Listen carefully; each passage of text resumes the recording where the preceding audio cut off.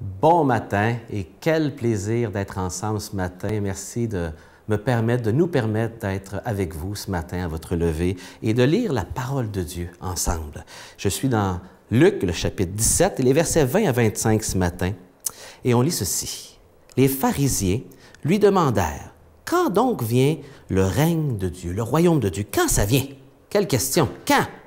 Il lui dit, « Le règne de Dieu ne vient pas comme un fait observable. » Et le mot ici, observable, c'est l'idée qu'on utilisait à l'époque, par exemple, dans la médecine, pour dire qu'on observait une maladie.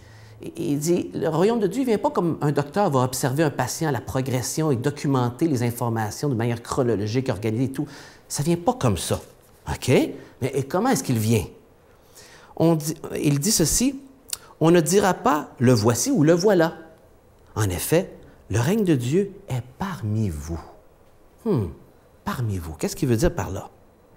Et on remarque dans les prochains versets qu'il parle de lui-même. Et donc, on comprend que parmi vous, il parle de la présence de Jésus avec ses disciples présentement sur terre, alors qu'il parle. Et il dit aux disciples, dans ce moment où ils sont à part, après que les pharisiens sont partis probablement, « Des jours vont venir où vous désirez voir, ne fût-ce qu'un seul des jours du Fils de l'homme. » L'expérience qu'ils sont en train de vivre présentement sur terre avec Jésus. « Et vous ne le verrez plus. » Donc, il les prépare à son départ et qu'il y a des moments de nostalgie qu'ils vont vivre, dans des moments difficiles, qu'ils vont aspirer à ces jours et penser au moment où Jésus était là. Ils disent « Ah, que ça serait le fun que Jésus soit là. » Et il veut les inviter à se préparer à ça et ne pas être vulnérables pour finalement écouter monsieur, madame, n'importe qui dit « Ah, il est revenu Jésus. » Et c'est pour ça qu'il dit après ça « On vous dira encore aujourd'hui. » Les gens disent toutes sortes de choses. « Le voilà, le voici. Ne partez pas, ne vous précipitez pas. En effet, comme l'éclair, en jaillissant, brille d'un bout à l'autre de l'horizon, ainsi sera le retour du Fils de l'homme à son jour. » Et donc, il est en train de dire, quand il va revenir, ça ne sera pas une cachette, là. Tout le monde va le savoir. Ça va être mondial. Ça ne viendra pas en secret, que quelques-uns seulement vont le savoir, puis ils vont vous inviter à venir voir. Ça va être partout. Mais voici ce qui préoccupe Jésus. Mais il dit, mais avant tout ça, il faut qu'il souffre beaucoup et qu'il soit rejeté par cette génération. Jésus ici est en train de parler devant ses disciples, mais juste avant ces pharisiens qui n'ont pas compris qui il était encore. Contrairement dans le passé où Jésus parle de sa venue un jour, lorsqu'il va quitter, il va revenir dans le but d'être prêt. On le regardait ça le mois passé dans le chapitre 12. Là, ici, il invite à reconnaître qui il est et de bien apprécier ce qu'il a fait sur terre présentement pour ses disciples. Et dans les versets précédents, il y avait l'histoire des 10 lépreux. Les pharisiens auraient dû reconnaître que ce miracle des 10 lépreux guéris était un signe qu'il était vraiment le Christ. Un seul est revenu parmi ces gens qui étaient des Samaritains. C'est un Samaritain qui est revenu, qui a reconnu 1 sur 10. Et à qui il a dit, ta foi t'a sauvé. Mais ces gens, ces pharisiens qui auraient dû le reconnaître, ne reconnaissaient pas qui il était. Et donc, il se tourne et il se préoccupe de ses disciples pour les préparer au départ et à son retour un jour, et surtout à reconnaître qu'est-ce qu'il va le faire présentement et comment c'est important, sa mission. Et donc, il donne des précisions à ses disciples afin qu'ils ne soient pas vulnérables. Et il leur dit, soyez pas distraits par tout ce qu'on vous dira. Non, quand je vais revenir, ça va être clair, ça va être très clair. Mais il revient sur sa mission. Je dois souffrir beaucoup. Et ça, c'est la marque d'amour de Jésus, du Père, d'avoir envoyé son Fils prêt à mourir pour nous, de souffrir. Je dois souffrir beaucoup.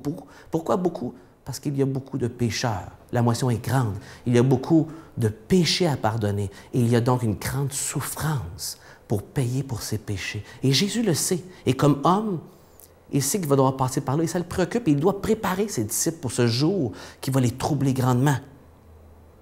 Il va devoir beaucoup souffrir et être rejeté par cette génération-là.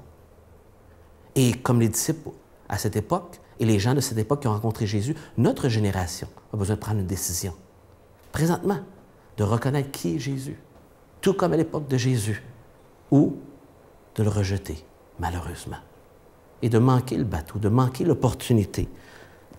Et donc, quelle invitation! Et encore aujourd'hui, des gens parlent de la fin des temps, ont des préoccupations à ce sujet-là. On annonce des lunes de sang il y a quelques années. On est préoccupé encore en septembre. Il y avait des préoccupations le 23 septembre sur l'Internet. Il y avait quelques affaires en vogue. Personne ne le sait le jour, le moment. Mais on doit être prêt. Et j'aimerais pour vous lire un texte pour nous aider à être prêts. C'est par l'apôtre Pierre, dans le 2e épître. Il dit, « Tout d'abord, sachez-le, dans les derniers jours viendront des sceptiques, moqueurs même, qui menés par leur passion personnelle, qui diront, où est la promesse de son avènement?